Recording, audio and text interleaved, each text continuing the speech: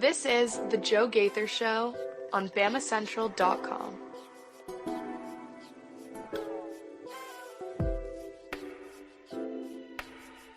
Good afternoon, Tuscaloosa, Internet World, West Alabama. How are you doing on this beautiful, rainy Wednesday in West Alabama? Hope you guys are doing very well. It's you made it halfway through the week. We're going to have another fun edition of the Joe Gaither Show right here on Bama Central. You can follow us at Joe Gaither6 on all the social media machines. You can follow us at Bama Central on X, at Alabama Crimson Tide on Sports Illustrated on Facebook. We are your Sports Illustrated home for the Crimson Tide. We invite you to subscribe, rate, and review the show on Spotify, Apple Podcasts, and on Amazon. We're a proud part of the Bama Central Broadcasting Networks with our friends Blue Collar Unplugged, who I know recorded a new episode today. So it's going to be dropping, I believe, right in time for Alabama's matchup against Tennessee. Make sure you subscribe to Blue Collar Unplugged, Blake Byler, Matthew Gibson, and Jacob Pickle. But today we are going to have a lot of fun. We're going to go up to Indianapolis. We're going to do two things. We're going to go up to Indianapolis and talk about the Combine, which I made fun of yesterday. So we're going to get a little more serious perspective today. And then we're going to do 3-2-1. Remember, 3-2-1 today is going to be Nick Saban related. It's going to be the three biggest non-Alabama wins in the Nick Saban era. It's going to be the two biggest losses in the Nick Saban era, and it's going to be the single best player in the Nick Saban era. So you guys can chime in on that in the comments section at Joe Gaither6 on any of your social media machines. So let's get right into it. At the NFL Combine, part of the Walsh Writing Network, Joey Van Zummeren and Quinten Corpuel joins us from Mizzou Central and writing for Bama Central and a little bit for Cowbell Corner. Chris Walsh kind of taking over Fan Nation with a great little team. These guys up in Indianapolis. Joey, what's going on, man? A long time no see. How are things in Indianapolis? Absolutely. Glad to be back on. It's been great in Indy so far. This has been an event that I've always wanted to cover just because you're right in the center of the NFL world. Obviously, it's a big pre-draft event, but also just every general manager, or not every, but close to every NFL head coach and general manager is here. So really just walking in downtown Indy throughout these last few days, you're really just right in the center of it. And it's been a great experience so far. And obviously quite a few representations for Alabama, Missouri, and not as much for Mississippi State, but players from all three schools here this week. Well, let's meet your tag team partner. Quinten Corpuel joins the show for the first time. He writes for Mizzou Central as well. You guys are escaping the basketball season at the moment, hanging out with some football. Quinten, tell me about your NFL interest just a little bit and your experience in Indianapolis so far. I'm sorry, could you repeat the first part of that question? I couldn't really hear you. The first part of the question is, do you like the NFL? I know Joey is a big old Packers guy, and we forgive him for now. But Quinten, what's your NFL affinity? Obviously, you're there covering the draft, and you're covering Mizzou, the Missouri players, the 10 Alabama players, and just kind of the players that are catching your eye. But what's kind of your angle from a personal standpoint? Yeah, so I'm a big NFL fan. Been following the league for as long as I can remember. I was a New York Giants fan. My dad's side of the family is all from the New York, Connecticut area, so he passed his fandom down to me. And so I've grown up watching the NFL. I've been interested in the draft and the combine for several years now, and to be able to get to cover it as a member of the media has been super cool so far. And I went as a fan in 2022. I remember seeing Evan Neal. I was like, wow, that is a large human being. And that was really one of my first times being that close to NFL players. And so to be here again as a member of the media and being able to talk about it as a member of the media, it's been super cool. And I'm looking forward to workouts that start tomorrow. All right, so you're on the spot, Quinten, because I totally trashed the workouts yesterday on the Joe Gaither Show right here at Bama Central. And if you missed that show, you can watch it on YouTube, Facebook, or Twitter, on all the social media outlets. You've got all the information that you need from these players on the Catapult app and basically through the GPS system and NFL Next Gen. You can see what they do on the film. What's the point of these workouts, and what makes the Combine valuable? I think similar to something like the Senior Bowl or the East-West Shrine Bowl, it gives NFL decision makers and scouts and even people in college and NFL media to get their eyes on them in person. For a lot of these players, a lot of people that are going to be making decisions that are going to be taking these players, they haven't gotten a chance to see them in person yet. They haven't gotten a chance to talk to them yet. And these, like, not all-star games, but the combine, it gives them a chance to do that. And so I've heard at least 2 or 3 GMs and head coaches say this week that they really just are trying to get to know these players as people and not just football players. And I forget who said it, but one coach or GM basically said, look, if you're going to invest in something, you want to know what you're getting. There's Brad Holmes. Is that Brad Holmes? Okay. Lions GM. Yeah, so the Lions GM, Brad Holmes, he said if you're investing in something, you really want to know what you're getting. And the combine allows these coaches and GMs to really, really know what they're getting in these players. So that's why I think it's valuable. I understand why people like you might not think it is, but I do think there is at least some. Yeah. Well, Joey, I praise the medicals and I praise the interviews. And so tomorrow, really, I guess today and tomorrow really is where that takes place. The workouts getting going on Thursday through the rest of the weekend. Outside of the interviews and the medicals, which I do think have merit, and the face-to-face contact, as Quinten, you said, I think is absolutely valuable. But putting them through the underwear Olympics, who cares if you're running a 4.5 or a 4.8, or if you woke up a little cold that day, or if you're not throwing to the receivers you've been throwing to all year, or the receivers you're going to be throwing to in the future. Like, what are those workouts really worth at this point? Sure. Yeah. There's an interesting kind of debate, I guess you could say, about what teams really use the Senior Bowl and I think for the people on the outside that just pay attention to the draft and really enjoy the draft process, it's just a really fun place to kind of watch all of these players at the same time. I do think, though, how NFL teams use it, it's more so instead of compared to on the outside where there's sometimes guys that if they have a really good combine, maybe they'll jump up on a few mock drafts. I think for NFL teams, though, they more so, the whole week is just a bunch of data collection. A lot of it is the medicals, like you mentioned, but just a lot of data measurements being collected that I think they really use to kind of confirm what they see on the tape, see, or really maybe go look back out on the tape. If a player has a slow 40 to see, okay, maybe their playing speed is faster, maybe, or vice versa, maybe it's slower than what they actually ran. So I think this week is very important for them just to get to know more about the prospects. I definitely get the criticism of it's interesting to see how the NFL has kind of promoted this event increasingly more over the years when it's not like the most exciting thing in the world. But I do definitely think it's an important week for these NFL teams to get to know these prospects. Absolutely. So, Quinten, on that note, I basically compared it yesterday as an NFL event to stay on the calendar, stay relevant. And us, from a media perspective, hell yeah, we're thankful. We get something to do. We get content to enjoy. And trust me, on Thursday through Sunday, NFL Network, I will be watching the Underwear Olympics. I'll be thinking, what the heck is this? But I'll be enjoying it. So who are some of the Missouri, Alabama, or Mississippi State players that you are really focused in on covering this weekend?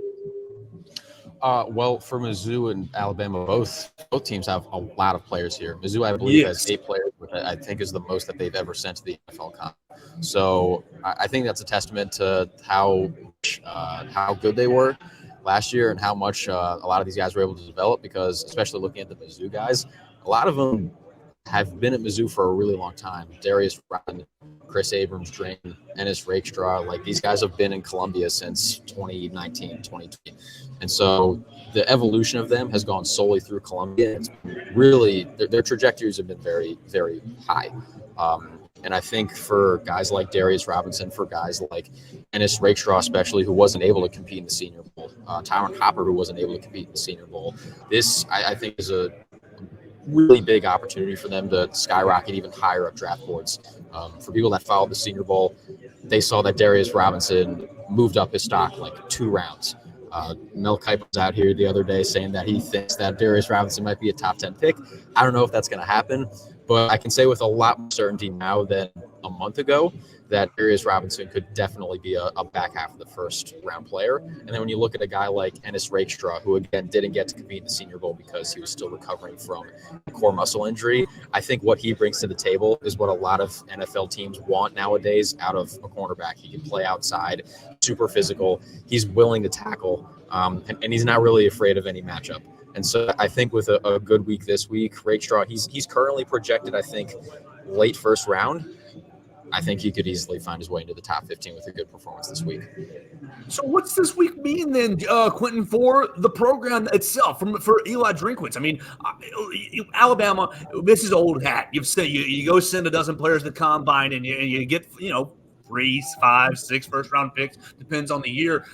But Missouri, you want this to be sustainable. How important is this week for Eli Drinkwitz and these guys to say, we didn't have anybody that, came to the combine and really busted, had a bad performance, looked terrible, had that combine blow up in a meeting, had that bad story come out. Just actually Missouri impressed and kind of showed that they belong. 8 guys in the combine, that's a pretty good number. Yeah, Tyron Hopper talked about it when he was at the podium today. He said he still feels like, I guess, that Mizzou is disrespected in the SEC as an actual SEC school. That's a running joke for a really long time amongst people that talk about college sports. And for Mizzou to have as many players as they do here at the Combine, again, Hopper said it at the podium today, it's just a testament to how far they've come as a program and how far they came this past season, from winning 6 games in 2022 to winning 11 in 2023 and ending it with a Cotton Bowl victory over a premier program like Ohio State. So I think this is just one of the many representations of Mizzou taking a huge step forward as a program and solidifying themselves as one of the top programs in college football, not just from an actual record standpoint, but from a development standpoint too, because again, a lot of the players here have been at Mizzou for their entire careers and have gotten way better over their time at Columbia. You can go to BamaCentral.com right now and read our guy Joey Van Zimmeren's piece on Dallas Turner up at the NFL Combine. What did you hear from Dallas? Dallas is every time we talked to him this past year, you'd get good Dallas where I want to talk, or bad Dallas where this is going to be a short interview, and that's fine. You wake up on different days. I imagine you got probably good Dallas today. What were your impressions of him? And really, is he going to end up being a top 10 pick in this year's NFL draft? Yes, definitely. We got a Dallas that was willing to talk and happy to talk to the media today. He was asked a lot of questions that I included his answers to in my article about just how he felt Alabama had prepared him for the NFL.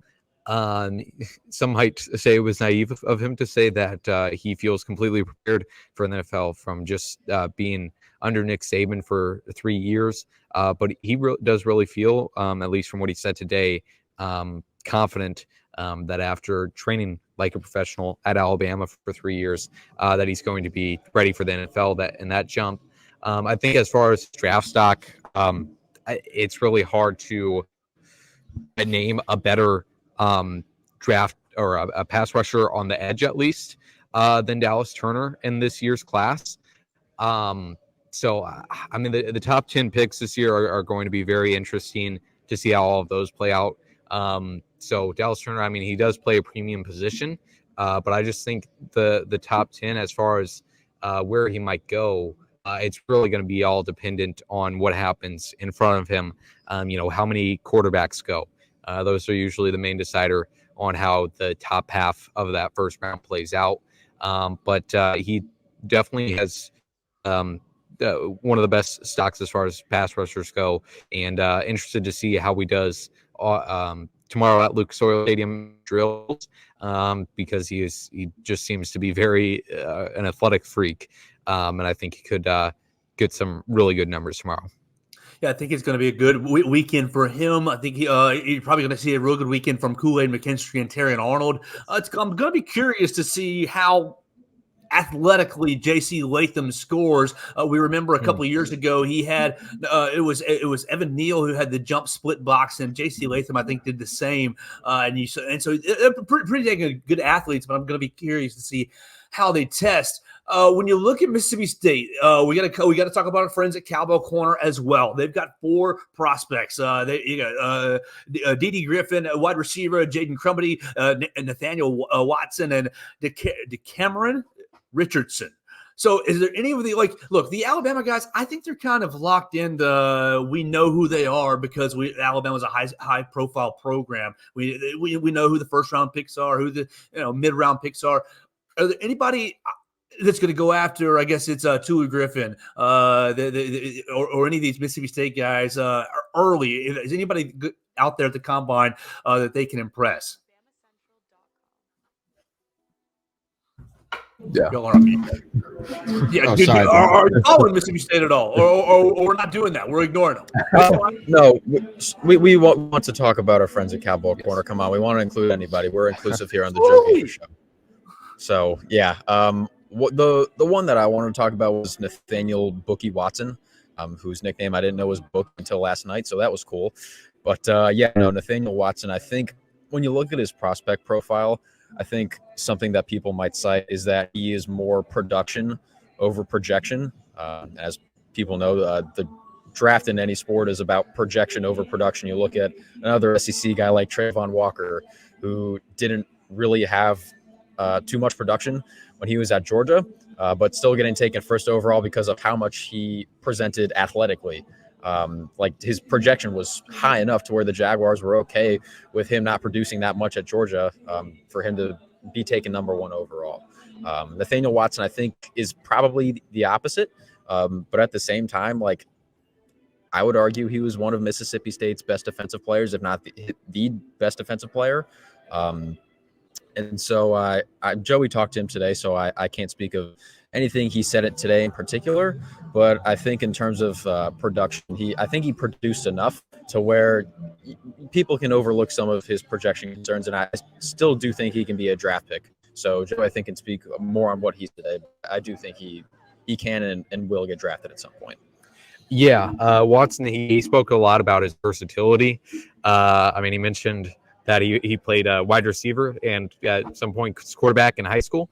But yeah, he mentioned his versatility a lot as far as being an off-ball and on-ball linebacker. Watching a little bit of his play from last year, just a really fast guy. So I'll be interested to see how he tests. Seems to have great vision too when he's playing inside. He also, what's going to say? Yeah, just spoke a lot about his versatility and making the most of this opportunity here at the NFL Combine. All right, Joey, let's go inside baseball. What was it like meeting Aaron Nagler? I saw you get the shout out. That was what's up. I know I give you a hard time for the Packers love, but one of my best friends is a big Packers fan, and we go back and forth. And he's a big Aaron Nagler fan. So to see him get a shout out, good for you. Okay, yes. I've actually been friends with Aaron for 4 years now. I met him in 2020 when I attended the Combine as a fan. And, he's been a great journalism mentor, a great person, and great Packers content. I always view his Packers takes as the most level-headed. So if I ever am if there's ever Packers news that I'm kind of freaking out about, I know I can rely on Nagler to have a more reasoned take, probably because he's watched more football and Packers football than me and has not had a as blessed life as a fan living through the Packers 70s and 80s. On that Packers note, Matt LaFleur not showing up. I guess he doesn't think the combine is worth it. What do you think of the different NFL strategies? Because I do think, I think we're in agreement. The meetings and the medicals are important, but you got some programs going, hey, we're sending everybody, and some we're sending just a couple. What do you think about the different NFL strategies? And if Joey Van Zummeren was in charge, NFL president of any program, what would your strategy be? Yeah. I know Mike McDaniel was asked last year why he still went to the Combine. Why was it important for him to go? And he did mention those, just getting to meet that prospect in person, which is a big thing. I think it's interesting to look at I think there was 12 NFL head coaches that did not attend this year. Most of them were like of the Sean McVay Friends Club. Sean McVay, Robert Saleh, Matt LaFleur, Kyle Shanahan, Brian Dable, to Mike McCarthy. Dayball and McCarthy aren't in that McVay tree, but yeah, like I said, 12 not going, and I think the main is it was Mike Silver of NFL Network that tweeted this out to not look too far into it because the main thing for these head coaches is get those interviews, but also like this is a big networking week for not only us in the media, but for all of those coaches. And so the ones that do go, like the main purpose for them is to have an excuse to have some shrimp cocktails at St. Elmo's steak bar. And so I think for most of them, though, they are of the opinion that they're just going to get more work done if they stay at the team facilities, stay there with the rest of their coaching staff. But will be interesting to see over the next few years if that trend continues to increase of coaches not attending. All right, Quinten. So question for you. Have you made it to St. Elmo's for shrimp cocktail? And secondly, on the more newsy side, what is your favorite piece of gossip or scuttlebutt that you've heard to come out of these last couple of days up there? Because that's all this week is about is just, what are we going to do with our pick? We're going to trade this guy. That guy's getting released. This guy's getting a raise. Well, what's your favorite piece of NFL gossip or news that's come out of the last 3 days while you've been in Indianapolis, hopefully eating shrimp cocktail at St. Elmo's? Well, unfortunately for you and I guess our personal enjoyment of food, we have not made it to St. Elmo's yet. I also don't really have the financial vicinities for a nice steak at St. Elmo's. So, but I'm okay. I'm passing on that. We went to a steak and shake the other night, and it was quite good. Oh yes, you got to get the milkshakes out. Oh yeah. Yeah. So it was that was nice. And then your second question asking what's the juiciest piece of gossip I've heard this week. I don't know if this is the juiciest, but whenever a coach or a GM was asked about their faith in X quarterback, they all were very quick to be like, yes, we believe in this starting quarterback. Joe Shane was very quick to say that they have faith, and he has faith in Daniel Jones as the Giants starting quarterback. Dan Campbell was very adamant that you can win a Super Bowl with Jared Goff. So it was very apparent. And then Mike Daniel, that he was very encouraged by contract extension talks with Tua Tagovailoa.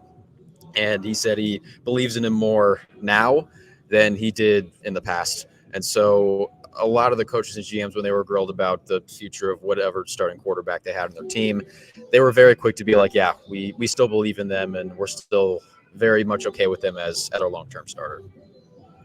All right, Quinten, tell everybody where they can keep up with you and Joey up at the NFL Combine. Yeah, so my Twitter handle is at Quinten Corpuel, so at QuentinCorpuel. So you can follow me there on Twitter. I've been trying to tweet more. That was one of my New Year's resolutions. I figured this would be a good place to start here at the Combine. So I think I've been getting better at that. And like Darius Robinson said today, he's just constantly trying to improve. He's constantly evolving, and I'm trying to do the same with my social media presence. So, yeah, follow at Quinten Corpuel on Twitter. Joey, tell them what you're up to the rest of the week and where they can follow you as well. Sure. My Twitter handle is at JoeyVC_. We're doing work all week for Mizzou Central, Cowbell Corner for Mississippi State, and then BamaCentral as well. We'll have interviews with all these prospects throughout the week. We're not getting out of town till Sunday, so we're stuck here in Indy to talk about all these guys and how they're performing in Indy. So yeah, should be a fun one. Hold on, we're not stuck here in Indy. We get to be here in Indy. This is a wonderful opportunity, and we're very thankful to be here. All right, quick, 10 seconds or less. Fortress of a word on my part. 10 seconds or less. What should my Chicago Bears, for each of you, do with the number 1 overall pick? Draft the quarterback from USC. I agree. Caleb Williams. Quinten? I agree. I agree. Well done. Well done. You guys have a great rest of your week. We'll catch up with you on MizzouCentral.com, on BamaCentral.com, on CowbellCorner.com. You can follow the guys at JoeyVC_ on X and at Quinten Corpuel on X as well. Thanks so much for your time, guys. Hope you have a great rest of your week. Absolutely. Thank you, Joe. Yes, sir. That's good. Those Joey Van Zummeren and Quinten Corpuel joining us from the NFL Combine. We appreciate them hanging out with us. We made fun of it a bit yesterday. We need to give it its seriousness today. I do think the meetings are very valuable. The face-to-face interactions, you get a good feel for the prospect. You get a good feel for who players are and just kind of if they're a good fit for your system or for your culture personally. Now, the drills, Thursday through Sunday. Is it good for TV? Is it fun for you, for me and the media? Yeah. Is it that valuable for the NFL draft stock? I don't quite think so. All right, let's go into 3-2-1. Well, before we go into 3-2-1, you can be like my friend Everett Osborne. You can comment on Facebook, Twitter, or YouTube at Joe Gaither 6. What's going on, Everett? Thanks so much for hanging out and watching us today. You can check out the next show at Druid City Music Hall this Saturday night. Wade Bowen is going to be at Druid City Music Hall. You can find him Saturday, March 2nd. The tickets are right there at druidcitymusichall.com. You can find him on Saturday. The show will start at 9 o'clock like they usually do, and kind of country music feel, new soft country, good little guitarist and a nice little voice. So it's going to be a great time at Druid City Music Hall on Saturday night. So let's get into 3-2-1. Today's 3-2-1 is going to be Nick Saban related. And it's very opinion related, so feel free to jump in and give your own opinions at Joe Gaither 6 on any of the social medias or at BamaCentral on the YouTube channel. The themes are three. It's going to be the three biggest non-Alabama wins in the Nick Saban era, the three teams that helped Alabama the most. It's going to be number two, the two biggest Alabama losses in the Nick Saban era. And number one, it's going to be the one best player in the Alabama era. So you can jump in and join us if you'd like. So let's get into 3-2-1 with number three. What are the three biggest non-Alabama wins in the Nick Saban era? Look, Alabama had 6 national championships in Coach Saban's time, 17 seasons. They went to 9 national championship games, but you had to get a lot of help. You only had 2 undefeated teams, 2020 and 2009. You had to get a lot of help in certain years. So let's get right into it. I'm going to go with my number. We'll go 3-2-1 in this number 3. Number 3, the third biggest non-Alabama win. I'm really making it as a tie, and it's Conference Championship Weekend in 2017. Do you like number 6 Georgia beating number 4 Auburn 28-7, and then also same weekend, just a couple hours later, number 8 Ohio State beats number 3 Wisconsin 27-21. Now Wisconsin was 12-0, and Auburn was coming off a 26-13 win over Alabama on the Plains. So yeah, Alabama was sitting at home. You got a lot of help that weekend. 2017, that weekend. I mean, look, Georgia gets into the playoff. Alabama gets into the playoff. Both get into the playoff, and you all know what happens later with the 2nd and 26. You celebrated 2nd and 26, 2 days ago. Look, Alabama goes from 5-4, and then they end up beating Clemson 24-6, and they end up beating Georgia. It's Nick Saban's 5th national championship, but you don't get the 5th national championship if Georgia doesn't win that SEC championship game. And while we think of Georgia as probably the stronger program, if you're watching this show, you obviously might have negative feelings for Auburn. Auburn was the favorite. Auburn was the higher ranked team. They went into Atlanta and laid an egg in the SEC championship game, thus making the Iron Bowl a little bit irrelevant. But you also had to get Ohio State beating Wisconsin. Wisconsin was a 12-0 team. Ohio State had lost a game or two earlier in the season, so they came into the game at number 8. They only went from number 8 to number 6. They didn't end up getting into the playoff, but they did their job for Alabama, knocking out Wisconsin. So you have both conference championship games breaking your way in 2017, opening up the path for Alabama to beat Clemson in the Sugar Bowl, and then obviously 2nd and 26. Beating Georgia in the national championship game for Nick Saban's 5th national title. The second biggest non-Alabama win in Nick Saban's era is probably Well, it's the craziest as far as play, as far as the plays that happened in the game. Number one is a bigger upset. Number one is a 27-point upset. But number two is Arkansas over Ole Miss, 53-52 in overtime in 2015. Now, this is November 7th, right? Take you back. Alabama's sitting right there second in the SEC West, trying to, you found Jake Coker is your quarterback. Derrick Henry is your the engine of your offense. Your defense is coming along pretty nicely, but you still need some help because of the early season loss to Ole Miss. Arkansas is trailing in the game. It's in overtime. 4th and 25. You get the pass out to Hunter Henry, and he's well short. And Hunter Henry, throws it way over his head. Alex Collins gets the first down, and then, you end up scoring the touchdown, and Arkansas decides to go for 2 to win the game, and you're sitting there as an Alabama fan, as an Alabama supporter, thinking, oh my gosh, it's make or break, do or die time. Arkansas doesn't get it.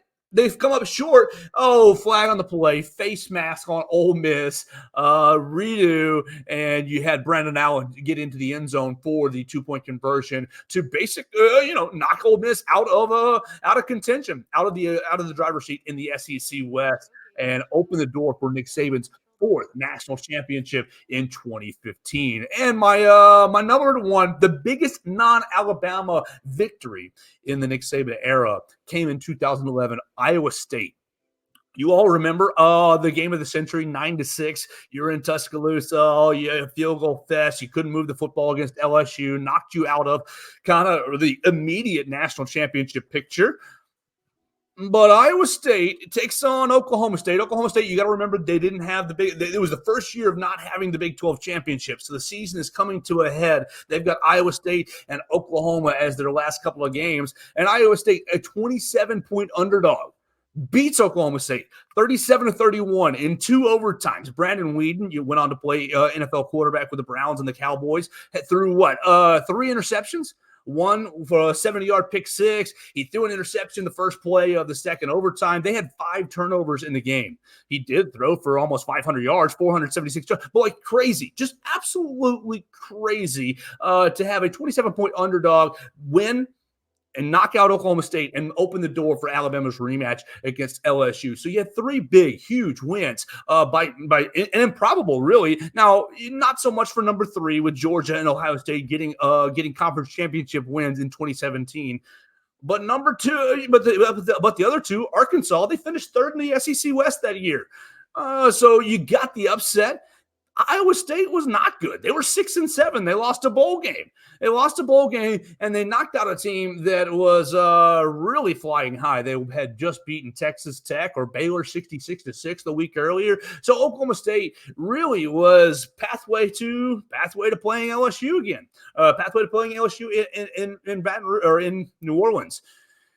If none of these things happen, and look, there are more. There are more that happen in other years. But if none of these things happen, that's 3 national championships. 3 of Nick Saban's 6 national titles that just kind of had a lot of help from other programs. Now you had to win the national championship game or that last bowl game, but it just, in my opinion, goes to show how razor's edge the margins for some of these for really successful coaches and non-successful coaches. You've won 6 national championships, Nick Saban, but you had some things break your way. Now we'll get into it in just a second. Some things that didn't break Alabama's way, where you could have won more national championship games and you could have set more records because you did have that good of talent here in Tuscaloosa over the last 17 seasons.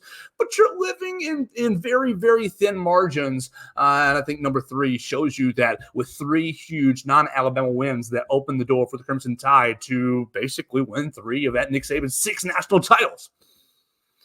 If you got a different opinion for one of the or an honorable mention, you can jump in on the comments at Joe Gaither 6, or you can find me on any of the social medias at the same place and shoot me a DM. Number 2, you've got the 2 biggest losses, right? There we go. Let me flip my page. The 2 biggest losses in the Nick Saban era, and you can define biggest in however you want. Like, obviously, you can go biggest and say biggest upset, I guess, ULM in 2007, or you can go biggest as far as blowout. You go with the national championship loss against Trevor Lawrence, 44-16 or whatever that was. You can go biggest as far as ones that hurt you the worst. But I'm going to go first with 2016. My most disappointing loss. 2016 is, to me, Nick Saban's best team that never won a national championship. You have Nick Saban's best defense, in my opinion. You look through the defense, and it's pro after pro after pro after pro. And little sneak peek, the number one player might be on that defense as we get into later into the next part of this. But they allowed 13 points per game that season. They had what? They had 11 11 defensive touchdowns and 4 non-defensive touchdowns. So 4 special teams touchdowns as well that season. They were beating teams all over the place.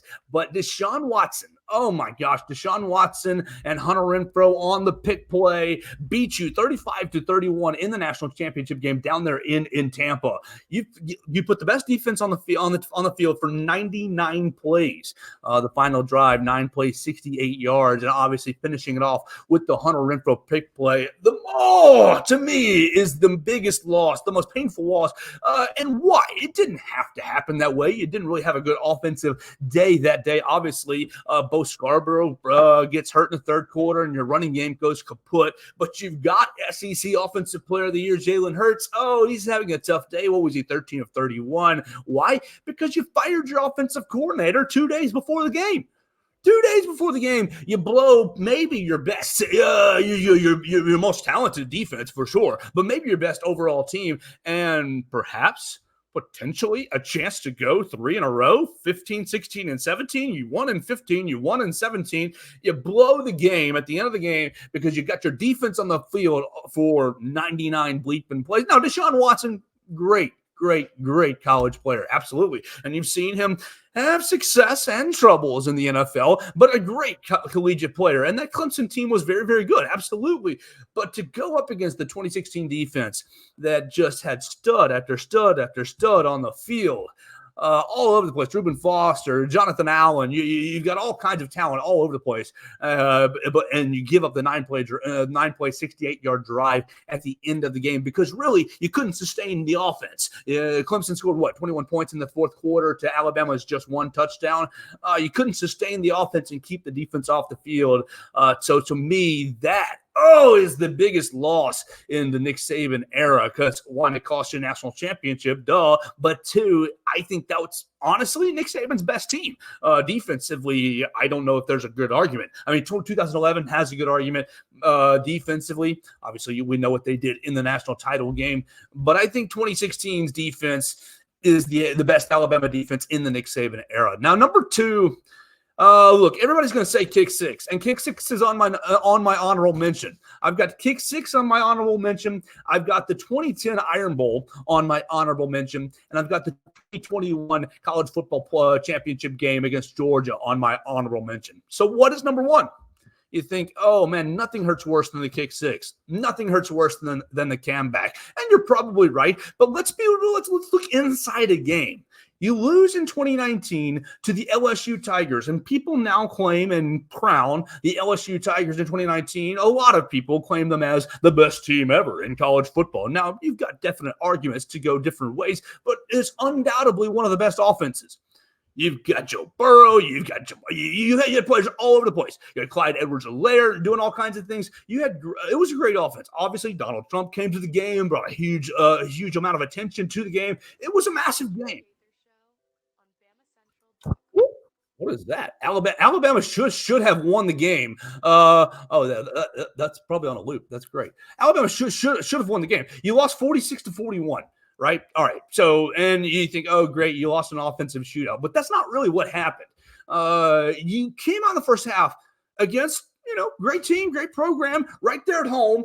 And really, you allowed Ed Orgeron to give himself, look himself in the mirror until the day he dies and say, I beat Alabama. You remember everything that happened after the game, LSU-wise, as far as, we've taken over, it's our house, this, that, and the other. But no, in the first half, and think about this offense. You've got now 2017, the offense that we just kind of highlighted with the second and 26, you have Tua Tagovailoa, you've got Najee Harris, you've got Devontae Smith, you got Jalen Waddle, you've got literally the who's who on the offensive side of the football, and you come out and you fumble in the red zone, You throw an interception at the end of the half that turns into a touchdown. You mishandle a punt right there at midfield. You go turnover on downs right there at midfield, and you're down 33-13 at halftime. So you've spotted these jokers who are a great offense, and you give them their flowers. They went on to crush it and win a national championship, but you give them their flowers. The second half, though, Alabama, wins the second half 28-13, and it's shootout back and forth, back and forth. You remember you couldn't ever get the stop down the stretch. Alabama's defense got 3 straight stops to come out of the locker room in the second half, but at the end of the day, it was LSU that came out to win. Now you think about you think about what that happened. Look, everybody thinks about, you ended up going to the Citrus Bowl anyway, so you didn't make the championship game, and Tua broke his hip the next week. But if you had won against LSU, if you had not had those 4 terrible stops in the first half, then what kind of mindset is the team going into Starkville the next week? Now, obviously, they did handle their business against Mississippi State, but you end up having the bad Tua Tagovailoa injury and it derailed the season. You go down to Auburn and Mac Jones throws 2 pick sixes, one of them one of the luckiest pick sixes in the world, but you have a shootout with Auburn. Like, that team was national championship worthy. And so, to me, the 2019 LSU loss comes in as one of the 2 worst losses in the Nick Saban era. Now, my honorable mentions are that of the kick six. I mean, the kick six prevented you from likely three-peating, just like the 2016 loss against Clemson. Now, the 2021 national championship game against Georgia, yes, I'm happy for my parents and the side of my family that supports the Georgia Bulldogs, but it did change the dynamics in college football in a huge way. It broke the barrier for Georgia, a 40-year barrier, and you give them their credit, but you could have won the game if you don't have bad luck with Jamison Williams, and then obviously a couple of weeks earlier with John Mechie. But you take the injury luck as it is. I hate using that as excuses. Alabama didn't develop wide receivers beyond Jamison Williams and John Mechie, and you can blame the youth in the wide receiver room that year, or you just chalk it up to Georgia being better. But it just is what it is. I think that's one of the honorable mentions. Now the 2010 comeback. That's just a personal memory for me. That's just a personal, I was in school, young kid at the time. You're up to 24 to nothing on Auburn, and you're trying to derail their national championship hopes, and you're trying to get that cheater Cam Newton. We know he got paid. Shoot, $180,000 these days is chump change for a starting quarterback, but allegedly, that's what he was paid to go to Auburn. And so I'm in the stands, hooting and hollering. You see Mark Ingram fumble through the end zone at the end of the half, and you don't think anything of it until an hour and a half later, Cam Newton is smiling those pearly whites, and the Auburn Tigers are getting out of there. Oh, that broke my heart just from a personal standpoint. Now, number one is going to be who is the best player in the Nick Saban era. And obviously, all this entire segment is subjective and opinion-based. And we invite you to jump in with your own opinions at Joe Gaither 6 on any of the social media machines. You can be like Scott Troxel and hear my Coach O impressions. He thought it was all right. All right, nice Coach O impression. I appreciate that. Maybe 6 out of 10. We'll see if we can get it any better in the future. But for me, my number one player in the Nick Saban era, it's not Derrick Henry. It's not Devontae Smith. It's not Julio Jones. It's Minkah Fitzpatrick. Minkah Fitzpatrick comes into the capstone as a 5-star recruit. Now, look, Minkah did it all 3 years at a high level. They don't give out Heisman trophies for defensive backs, but my man was a Bednarik Award winner, a Thorpe Award winner, a 2-time All-SEC. He was all-freshman. He was unanimous All-American, 9 career interceptions, 5 defensive touchdowns, 1 punt return for a touchdown. He's the first player in Alabama history to have 2 pick sixes in a game. Go back to Texas A&M, 2015. He intercepts. He gets 2 pick sixes in a game, and the next year he sets the record for longest pick six in a game against Arkansas. The record book says 100 yards, but if you remember the play, he was halfway into the end zone. He ran 106 yards back on Arkansas as a part of that best defense in the Nick Saban era, 2016. Look, he ended up going on to the NFL, number 11 overall pick of Miami Dolphins, traded to the Pittsburgh Steelers, signed to a $74 million contract extension in 2022. Like, you ask about the best player in the Nick Saban era, why not compare, why not choose the player that most people compare to Nick Saban? Oh, he has the Nick Saban mentality. He approaches every day, process-oriented. Nick Saban and Minka Fitzpatrick were very, very close, and he produced at all three years. Started basically from his second game freshman year. Now, a lot of people are making comparisons future-related. Caleb Downs, his great year this past year, unfortunately transferring to Ohio State. But I think Minka Fitzpatrick is the best overall player in the Nick Saban era. He's a two-time national champion, and that's what Alabama fans value the most. He went on to be NFL co-interceptions leader in 2022. He's been to the Pro Bowl 4 times, and I guess the NFL is not really a part of this, but his time at Alabama was incredible. 110 total tackles. He had 5 total sacks. He had 274 total interception yards. 24 official pass deflections. He was all over the field. And I know he was a part of the Hunter Renfrow, Nick Saban, Clemson game. Hunter Renfrow kind of torched him at that time, but he went on to become such a consistent player. People are going to chime in with their own, and they have chimed in with their own. Oh, Derrick Henry is a great pick, and absolutely, you look at the 4 Heisman Trophy winners, and they are the obvious selection, but I don't want to take the low-hanging fruit. Derrick Henry, he's a one-year wonder. If we're being harsh, if we're being objective, I mean, look, that 2015 was absolutely insane. How many carries did he get down at Auburn to win the game? And granted, that the offensive line was very good, but Derrick Henry really only was the dude for that one season. People talk about Devontae Smith, and Devontae Smith is probably your best comparison on the offensive end because he did it for 4 years and finished it with a Heisman Trophy and a national championship in 2020. I think he's your best candidate from an offensive perspective. But even Devontae Smith, in the early part of his going, he was hanging out with his boy Jerry Jeudy and Henry Ruggs and Jalen Waddle, part of the Rideouts, and you're getting passed to by Tua Tagovailoa, by Mac Jones, and by Bryce Young. So you're getting a pretty good amount of help. But I do think Devontae Smith is your best candidate from an offensive standpoint.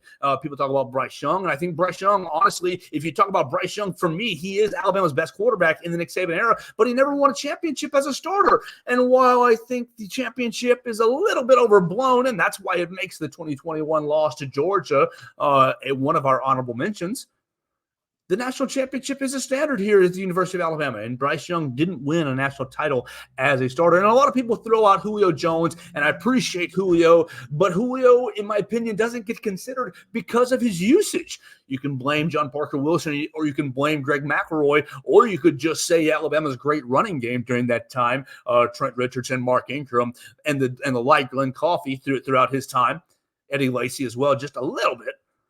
I think that Julio was obviously very, very important to the Alabama dynasty, and we've talked about what he means to Alabama as a recruit. But as far as a player, his time here in Tuscaloosa only scratched the surface of what his potential ended up being, and we've seen what his potential has kind of ended up being with a great, great NFL career. Scott Troxell jumps in on Facebook. In terms of linebacker, I would submit Rolando McClain, and I love that answer. Rolando McClain is often forgotten about from a linebacker's perspective. You've had a lot of great linebackers, but Rowe was a leader. Look, people talk about Reuben Foster. Their leader gene is very, very similar. We're going to go out there and take some souls mentality is very, very similar. And so a lot of the Johnny-come-latelys enjoy Reuben Foster for his big old hits, but Rolando McClain was the original, and I would submit Rolando McClain was the better athlete and was the rangier player and was the better prospect from an NFL standpoint. Obviously, both guys had their NFL careers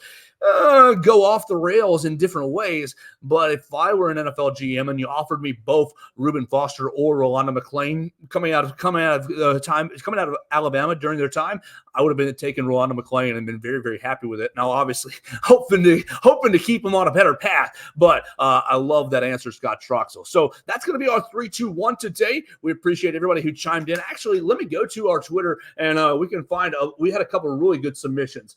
So as we pull up our phone and do this on the fly, because that's how professionals do it, you can always jump in on. We're going to keep 3, 2, 1 as a weekly segment. You can find us on Twitter, on Facebook, on Instagram, really all the social medias at Joe Gaither 6. And here are Daniel Taubman.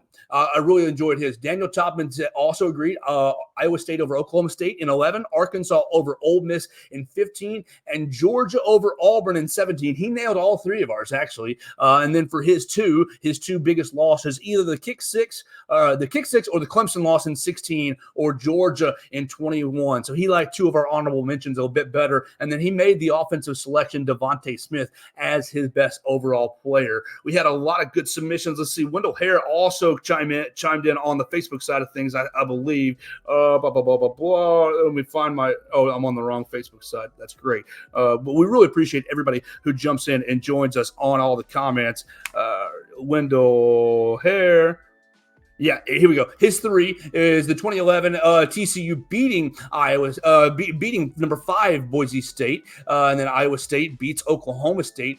Baylor beats number 4 Oklahoma. So you had a crazy year in 2011 and 12. And his 2, Auburn's kick 6, and my number 1, Deshaun Watson last minute drive. And then he picked Derrick Henry for his best overall player in the Nick Saban era. So you guys can always jump in and join us on all the social media machines, and we appreciate you doing that. Remember, tonight, Alabama's taking on Ole Miss in basketball. We're going to have coverage right there at BamaCentral and BamaCentral.com. Our man Blake Byler and Matthew Gibson will be bringing that to you. It's going to be a huge chance for Alabama to bounce back. You saw Kentucky, Reed Shepherd with 32 bleeping points yesterday to break Mississippi State's heart.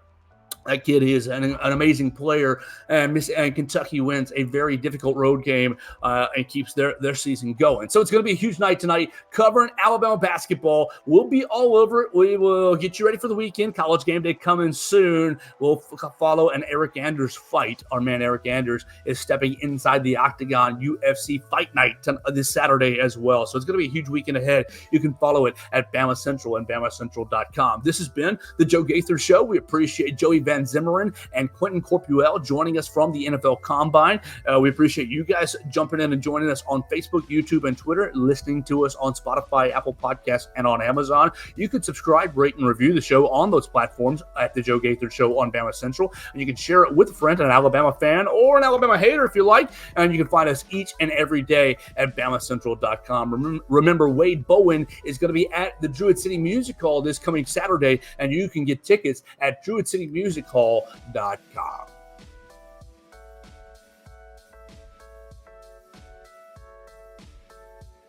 Thanks for joining us on today's edition of the Joe Gaither Show on Bama Central.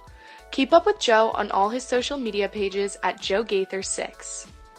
Subscribe, rate, and review the show on Spotify and Apple Podcasts, and be sure to read us daily at BamaCentral.com.